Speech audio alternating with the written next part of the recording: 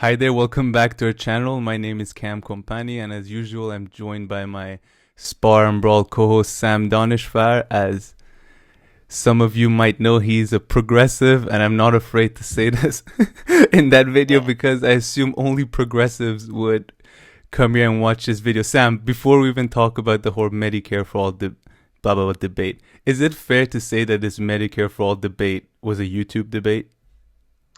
I would say it went a bit beyond that. I mean, I would say generally speaking, most people who would watch this video are probably know everything we're gonna say because it's been a progressive community is not a large community online, and everybody watches everything everybody does. So. But to be honest, I wouldn't necessarily say I'm a progressive, but I largely agree with progressive ideas. That's true too. Uh, but I would say it went a bit beyond that because AOC went on Intercept and did that interview we talked about. Like it did seem to. Oh, and Cory Bush and Jamal Bowman, the two new members, in on an interview with Fox News, I think they Okay. refused to say that they will. So it did have some uh, ramifications or larger consequences. But yes, Okay, it that's was good. Because largely the a. Cenk, Uygur, and Jimmy Dore one part really felt like just a pure YouTube debate. But okay, so I wanted you to tell us the latest. Where should we pick up? All right, let's. I think I'm just gonna continue from where we left off, where our channel's videos left off. Obviously, a lot of people probably kept up with the news on the Twitter, on other channels. So apologies for if you're listening to this again and hearing these stuff again. There was a town hall. I think I forget which channel organized it, but it was either Briahna Greyjoy Katie or Halper. I think Katie Halper organized it. oh, she organized. All I right, think so. It looked yes, like it was on her yeah, channel. It was her yeah, setup, yeah, it kind of. was. And yeah, everybody who had who largely people who were supportive of the effort were on, and a lot of people, the big opposers, like they said, even on the town hall poster, they said they invited AOC and Ilhan Omar and a lot of people, but they didn't come. And it was an interesting town hall. There were recorded messages from people like Kyle Kulinski, Crystal Ball. They gave recorded messages in support of the forced vote. Then there was debates with people who said that there may be a strategic or tactical problems with doing that. There was an interesting person, Ben Spielberg, who was a quite a he was quite an expert. He came on Katie Albert shows again after that. I found him very interesting, very detailed. He was one of the people who was more skeptical of the thing's success. One of the highlights of the which I highly recommend people watch, even though it's not a comfortable watch, was Jimmy Dore explaining, perhaps because we were one of the people who sort of criticized his tone somewhat. So he explained his personal struggle with medical issues that was quite, uh, I mean, it's a cliche, but it was heartbreaking.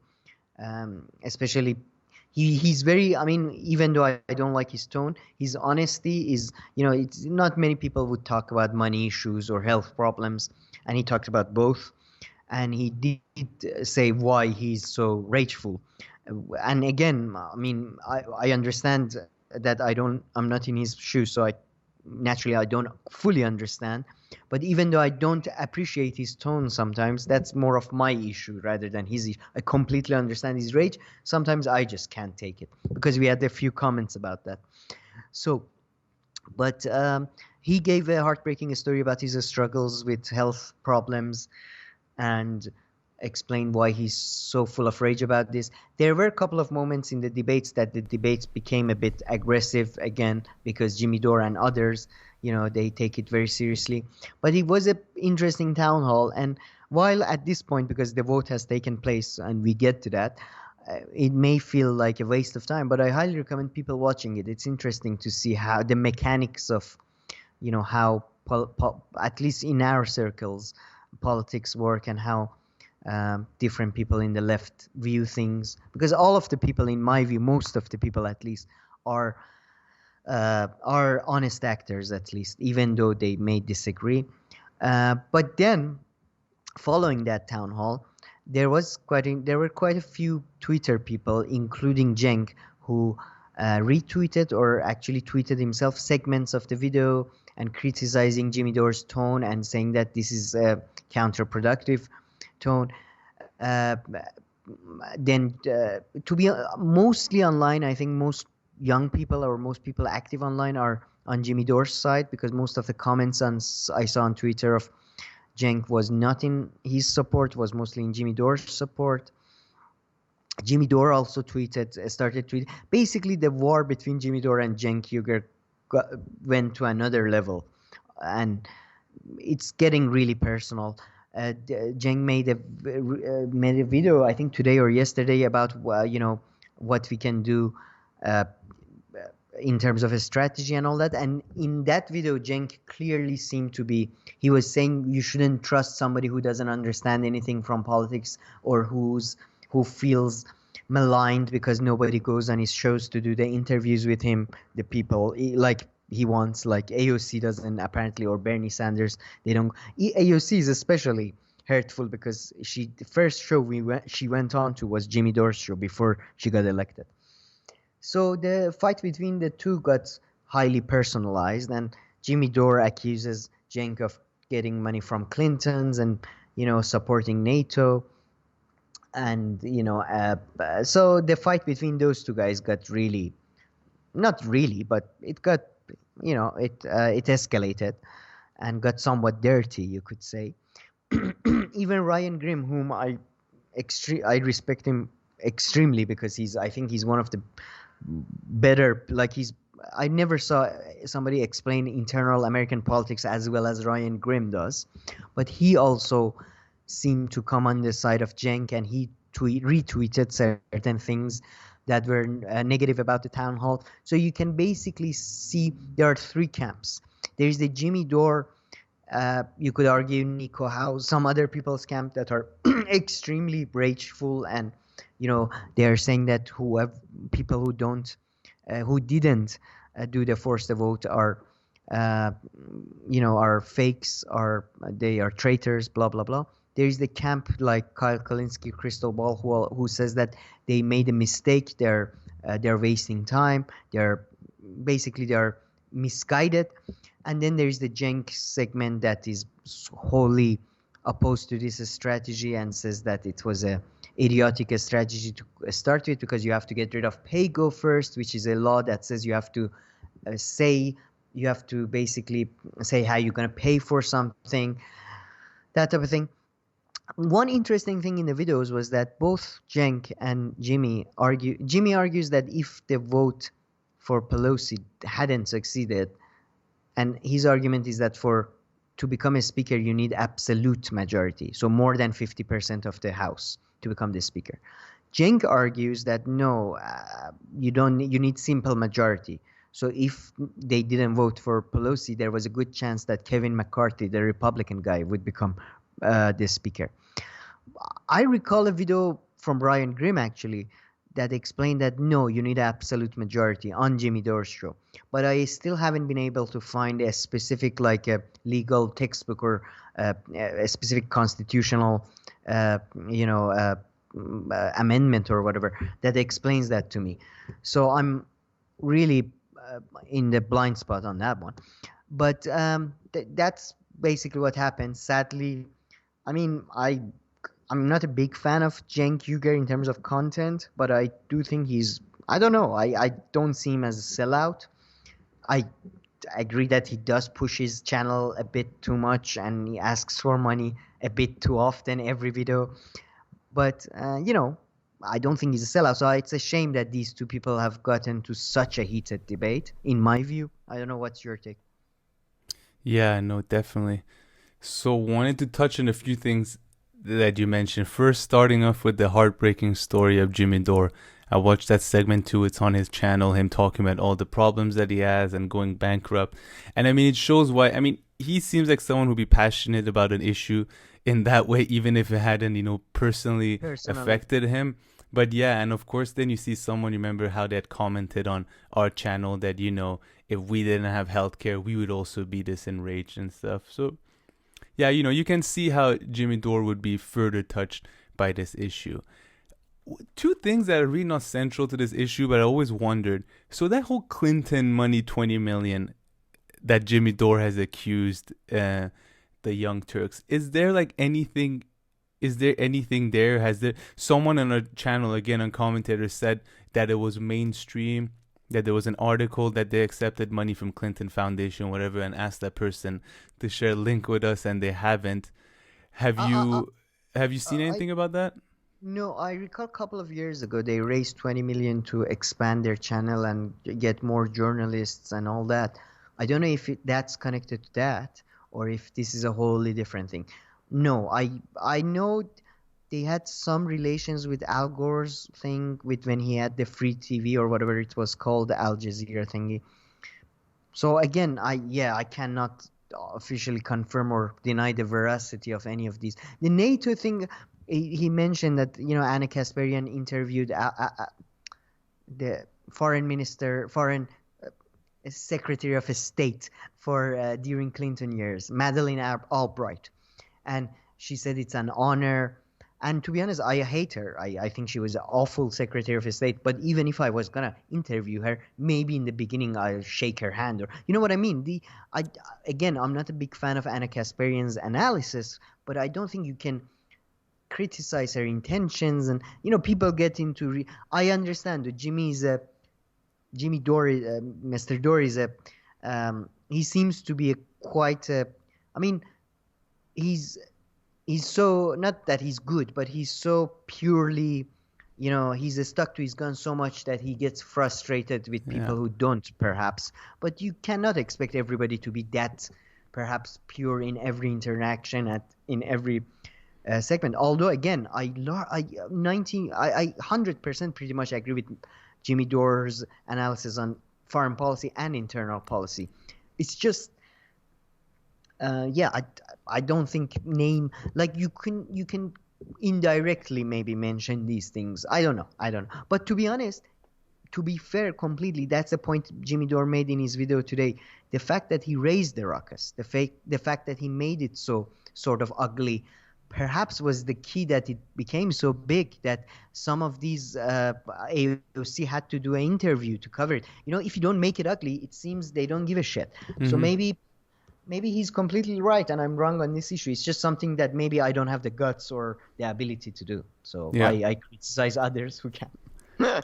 Okay. And then the other thing that's strange is that I guess we still don't have a definite answer on the whole procedural thing, which again I think is besides the point. Is that if Nancy Pelosi didn't get the vote, then who get it? I'm surprised there still isn't like a definitive answer on that. To be fair, there must be. I'll check. I haven't done a deep research on that, but I'll check that out. But that's besides the point. But what were some other arguments that emerged during the town hall? Like anything else that was interesting than besides from from what we've heard so far? It was a very long town hall, and I watched a few days ago, so I might be missing something. But it was mostly about tactics and how far can you go, and there was a lot of interesting stuff in terms of you learn about machinations of politics in terms of how you can ask for that but not this at this time, that gives you leverage there. So it was definitely that's what I meant as in worth a watch. I'm trying to think of something that stands out. Nothing. I still think David Siruta's original article, and I think he was in that town hall as well, he's got a very good take on the whole thing. I think he's very to the point, and he says you should do that specific. I love that type of thing that gives you a specific stuff. You're not talking about big picture stuff anymore. So that was interesting. Okay.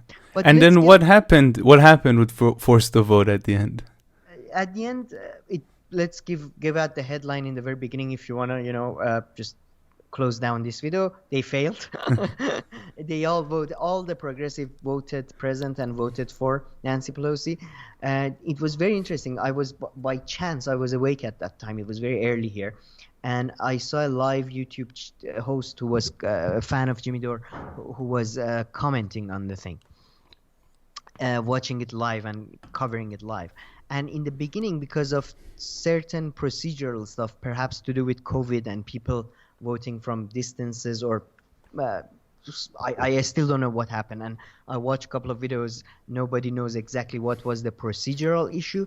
But in the beginning, it looked like Cori Bush Barbara Lee and AOC even did not vote for Nancy Pelosi, and there was massive. I think even Briahna Joy tweeted that we must protect Cory Bush, and there was great joy. The guy's reaction was quite fantastic. He was going mad. He was a massive Jimmy Dore. I should mention his channel. His channel, by the way, has far more supporters than we do. So he's quite successful. And he got, it was great excitement that then suddenly it turned out that they were counting their votes at the end or something, and they all voted for her. I believe 5 or 6 people from the corporate camp did not vote for her. And that's what happened. So that was the interesting thing that happened on the day. Then there were quite interesting responses, which I break it down in kind of the 3 camps that I talked about. Jimmy, that was quite interesting. Jimmy reminded me of the character from actually 21st Jump Street. You have this guy who I believe Ice-T, he plays him, and he plays this stereotypical angry black man who's always angry and shouting at people in a police office. But then when things go really bad, he stops being angry. And they say, why are you not angry anymore? And, why don't you shout at us? And he's like, there's no point anymore. I'm angry when it has a purpose, when it's a point. And Jimmy's response actually today was far more calmer. And you could argue that that's why I think that was part of his strategy, to be so angry and to be so aggressive in his thing. So his response was great, I think. If he talks like that all the time, I really think everybody should watch that video, because he even mentions the fact that in 10 years he's gonna have healthcare. What about other people? It's a great video. Jimmy's response was obviously negative. He mentioned the fact that you should not trust these people. You should try to either primary them, or it's time for the People's Party, something he's been the third party that him and others like Thomas Frank have been somewhat pushing. That was his response.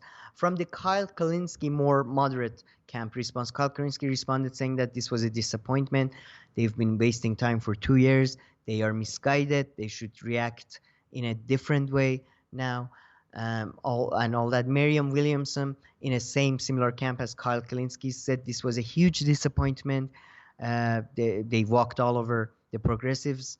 And we should start actually fighting instead of talking about fighting and taking, pictures for GQ and all that, and tweeting and live streaming our cooking shows. This is me, by the way. Williamson did not mention this specifically. And then you had the Cenk stuff who are saying that, guys, we should focus on next fights, on the military budget fights, on the blob fights, and this time around, if we plan ahead, if we don't just, his argument was that this was too soon, too near to the vote, and the movement was somewhat erratic and hysterical. That's why it wasn't successful. So these are the reactions I saw.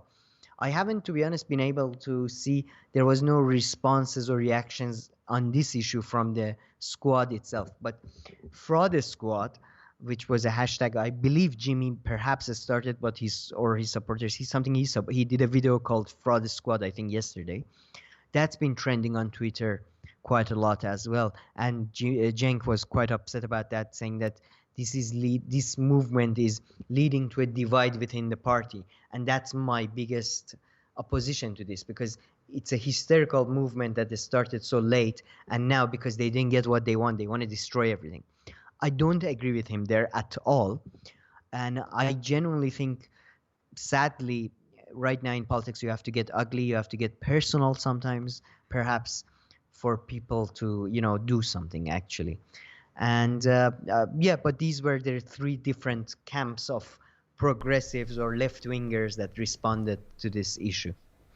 And again, sorry if I repeated something that probably most of our viewers already knew.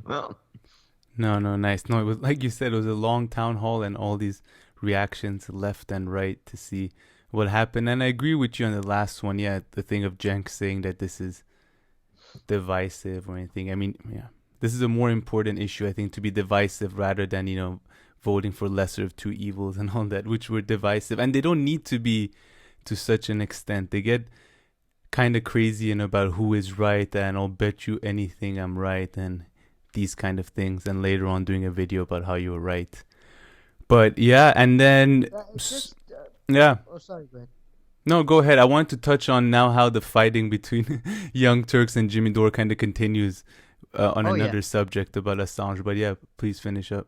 And by the way, so far it seems like not nobody's winning these wars. Everybody's a loser. There is not even a land to gain from these Yeah. wars. But I think Jimmy Dore's fans are far more active or present on Twitter and YouTube, and the comment sections and the tweets seem to be going Jimmy Dore's way. I must say though, like these stuff. Like as I mentioned about the dirty thing, like if you look at Tea Party, which is Kyle Kulinski mentioned, Jimmy Dore mentioned as well, they literally made life hell for John Boehner and Paul Ryan. Perhaps it seems that's the only way they have to make. And I don't know if you saw, but after the American Nancy Pelosi and Mitch McConnell, mainly Mitch McConnell in this case, failed to deliver the $2,000 checks, their house was vandalized, which is by the way, is a criminal act, is a violent act. Nobody should do that. Nobody should endorse that. Nobody should support that. But they push people to corners, and then they're surprised when people react in such ways. And again, as famously Malcolm X said, if you don't, I think he said, if you don't make change, peaceful change possible, you make violent change inevitable. I think that was Malcolm X or somebody. And I just hope we don't have to go through all these mudslinging and personal attacks every time to get AOC or somebody to comment even on these things, or hopefully one day they might even do something. Who knows? Yeah, and I mean, that's why I said, is it kind of like a YouTube thing? Because of course it was about the real world, the debate. But besides exactly a few of these leftist, like, progressive politicians who was aimed at, besides them reacting, it didn't really make much noise outside.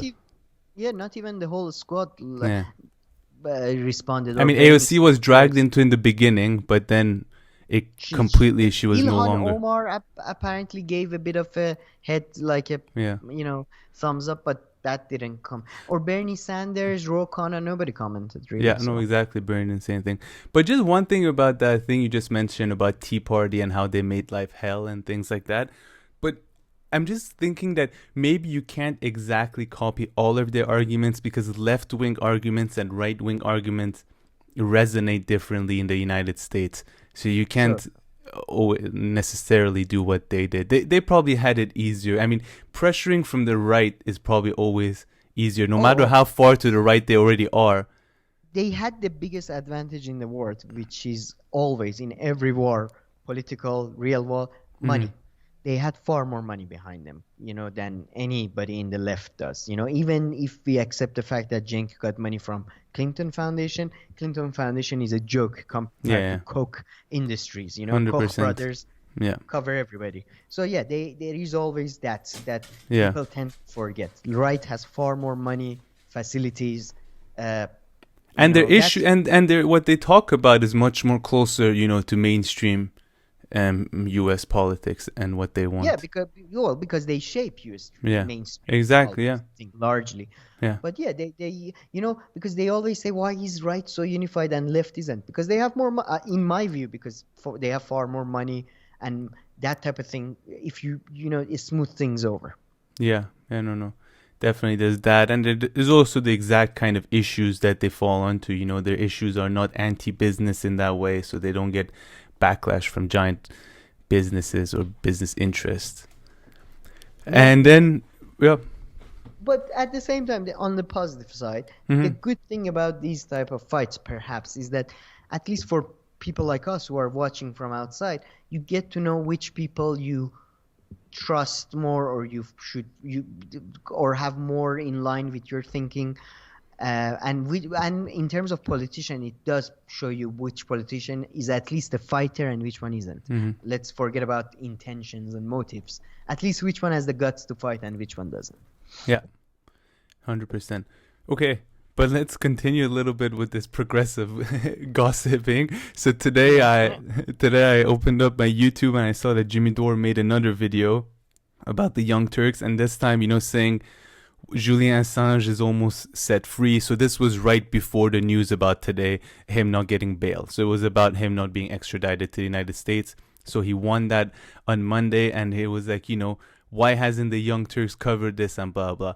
So first thing that came to my mind was like, listen, the Young Turks, every single video is about Trump or some American politician. I mean, right now they cover purely domestic politics.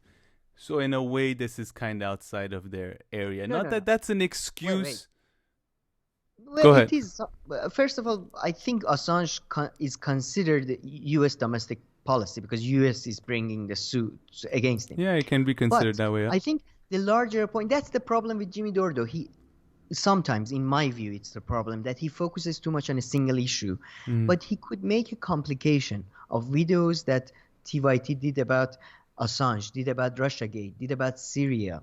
There are loads that they made mistakes. They not, idiotic mistakes in Yeah. some cases, like the Julian Assange Yeah, one. but he That kind of gets into that after, to be fair, a yeah, little bit. Yeah, you can make it, and why they never retracted any of that? yeah, Why they never yeah, come and say sorry? How could we be so stupid to think that Paul Manafort, somebody who's famous already, goes to visit Julian Assange in a embassy that is, he's been asyluming in, and then no police, nobody, he's under 24/7 surveillance. Anyway, my yeah, point is that he should, in my view, instead of focusing on the 20 million Clinton NATO stuff, which may be true, may not be true, or may be provable, may not be provable, it would be great if he or his editors, I don't know his situation, they make a complication video saying, look, wrong, and TYT, as a channel that we all like and a lot of us used to watch a lot, we expect it to retract. We expect it to say, okay, I got it wrong there. yeah. Whatever. Who No, gives a he's shit? yeah. You're 100% right, and he kind of makes this point by trying to, because after saying that, he shows that how Anna is doing like a live Q&A, and someone asked her like, what Yeah, about I'll the look Julian into it. Assange thing? And you still look into it as if someone's like, have you heard of this 22-year-old progressive politician in this village? Like, like a story, or like, Are you referring to me right now? So like, yeah, look I'm not into 22. no. This is Julian Assange, okay? What are you looking into what? That was funny, and then he made this point, about how Cenk was, undermining him the whole time. He was like, not the whole time, since Trump came into office. So he was like, is Julian Assange now withholding some information, but only giving those that, benefit Trump? Some like childish scenario. When you hear the clip in Jimmy Dore's video, it is very like childish and baseless, the way he says it. But Look, he had certain logical arguments, but I personally found those logical arguments to be really pushing it, really stretching the term logic there. But yes, again, like there are so many videos of TYT doing that though, on few issues. So I think a better time and money would be spent on showcasing TYT's mistakes and asking them to just apologize. Like, we all do you think like that your channel. they make You more mistakes than other channels? Because I mean, I'm sure we're gonna start saying a lot of stuff that will turn out to be wrong. A lot of people. Do you think that it's fair to say that TYT, I don't know if it's their style or if it's like, kind of Cenk, for a while he was always no, like making bets and all this. Is there a reason why it leads more to sometimes him taking definitive positions on things that are unclear, even for no reason? Do you have a feeling no, no, that they have more things to apologize for than others? no, not to be honest. They have far less things to apologize for than any mainstream No, media. not mainstream, not But mainstream. Let's put the yeah, mainstream media, of YouTube. course, aside, of But course, yeah. they are in the same boat as Intercept, in my view. They were a great channel. They still are great reporters, great analysts, especially in domestic politics, not so much in foreign policy.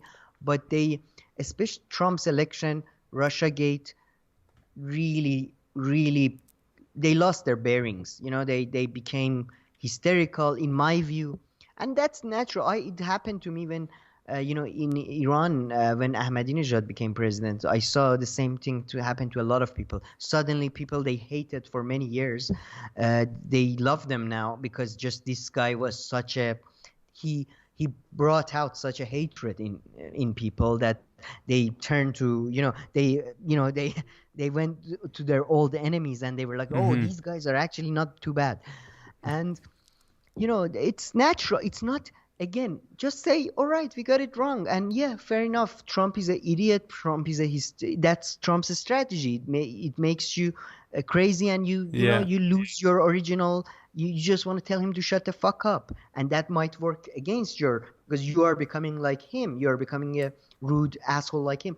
But that's, it's not the biggest mistake in the world. I think if they do just say, yeah, we got these stories wrong and we shouldn't have focused on these stories so much, I think most of their audience would understand.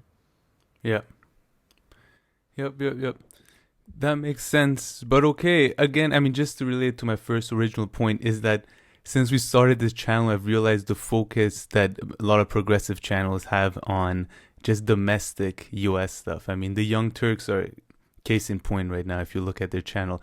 So, not considering this video, but if you want to see more international news coverage, that's kind of what we're aiming for. And you can see from the other content that we posted, that's what we're going to try to do. And we're going to try to be, bring our progressive views and all this, like all the other progressive channels, but make sure that we cover international topics. Not that there's anything wrong with covering domestic topics, but that's what we're more interested to. That's what we know more about. And yeah, it seems like there's some of it missing, honestly, if you look in the coverage of progressive channels these days. Definitely. I think I watch more of British YouTube channels, and generally speaking, I think that's been a problem with the left, historically speaking, as well. Left is far more focused on domestic stuff than foreign policy. Bernie really Also, shows that. I mean, he's like the perfect quintessential example of that, really. yeah, and I think that's partially maybe comes down to the fact that leftists are more structural, they are more economical in their Mm-hmm. analysis, so that maybe lends itself to more domestic stuff. But yeah, I think, yeah, we And would all domestic is benefit. more concrete. I mean, there's nothing Yeah, wrong with that. A lot of time, of course, is much more and you can talk about concrete. Yeah. laws and rules Yeah. and regulation. But yeah, but I think YouTube, although there are, I'll mention them in, hopefully we do a future video about them, but there are few that do geopolitics, but I hope maybe we can add something to that as well. That would be great. For sure. Okay. So that's it. Any final words? No, but again, just clarifying, because we had a few comments about that. I completely support Jimmy's uh, method and like content, what he says. Sometimes his style for me is abrasive. That's it, just a Yeah. critique of his style, nothing more. Okay. But yeah, if you're a subscriber to Jimmy Dore, subscribe to us as well. Please. And No, okay. just because I really like what he says. Yeah. Sometimes anyway. And the production value and all of that also, I might just add, because sometimes some people Oh, be like, hey, I'm good at speaking and all this and I'm famous, and they have like this crappy video of them holding it and all that. And I appreciate that Jimmy Dore does it very properly. It's just nice to watch a good quality video too. yeah, I like his style of putting the Yeah. stuff on the side, and it's quite helpful for somebody who No, watches. Yeah. definitely. Yeah, it's very nice setup and everything. Okay, all right. If you like this video, please make sure to like and subscribe, and we'll see you in our next video.